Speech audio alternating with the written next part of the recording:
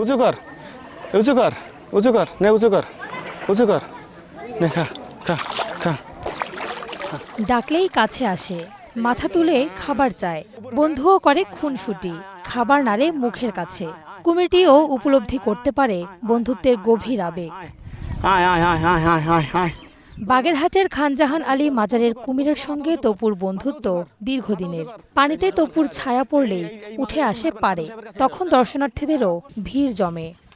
ভালোবাসা এবং বন্ধুত্বের জায়গা থেকে ও এখন দিঘির বাইরে খুব কম যাচ্ছে, কারণ পশুকে ভালোবাসা দিলে পশু কখনো বেইমানি খুব একটা করে না। খানজাহান আলীর মাজারের কুমিরের গল্প শুনতে হলে ফিরতে হবে প্রায় ৬০০ বছর পেছনে। খানজাহান আলী এই অঞ্চলের মানুষের সুপেয় পানির জন্য রণবিজয়পুর এলাকায় ৩৬০ বিঘা জমির উপর বিশাল আকৃতির দিঘি খনন করেছিলেন।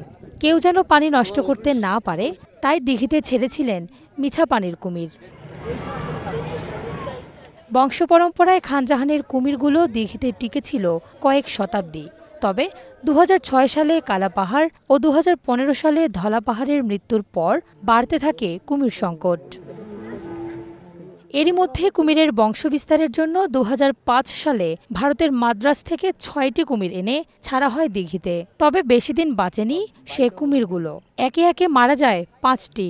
কোনো সঙ্গী সাথী ছাড়া একাই চলছে মিঠাপানির কুমিরটি, আর বন্ধু হিসেবে বেছে নিয়েছে তপু নামে এক যুবককে।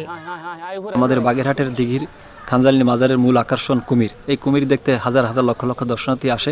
এখানে একটা কুমির আছে, আমাদের আরো কুমির হলে মনে হয় ভালো হবে। প্রশাসনের দৃষ্টি আকর্ষণ করছে, যদি কুমির এখানে বেশি হয়, আরো একটা অন্তত বা দুইটা, তাহলে বিভিন্ন জায়গা থেকে যে দর্শনার্থী আসে তারা দেখে মজা পাবে।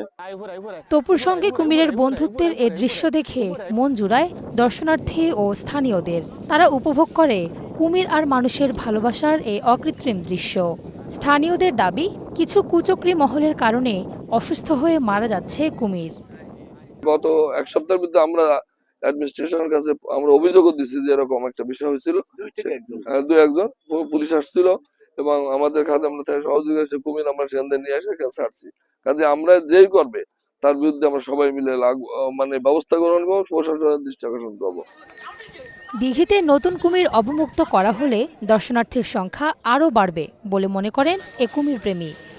কুমির যদি ছাড়ে, কারণ প্রথম অবস্থায় তো ওরা মানুষকে আক্রমণ করবে, তো সেই জায়গা থেকে আমি সর্বোচ্চ চেষ্টা করব ওদেরকে ট্যাকেল দেওয়ার জন্য এবং ওদের সাথে আবার নতুন করে বন্ধুত্ব গড়ে ওঠার জন্য, যাতে করে দর্শনার্থীদের আক্রমণ না করে এবং স্থানীয় মানুষকেও আক্রমণের শিকার না হয়।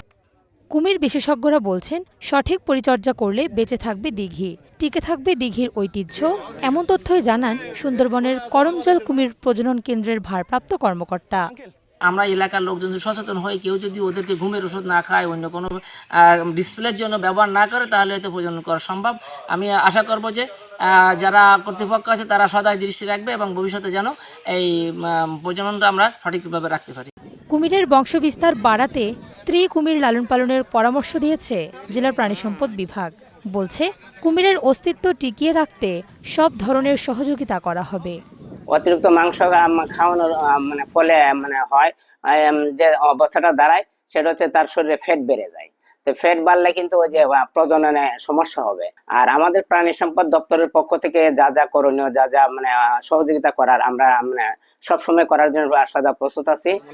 খানজাহান আলীর মাজারের কালাপাহাড় ও ধলাপাহাড়ের চামড়া সংরক্ষিত আছে বিশ্ব ঐতিহ্য ৬০ গম্বুজ কমপ্লেক্সের ভেতরের জাদুঘরে।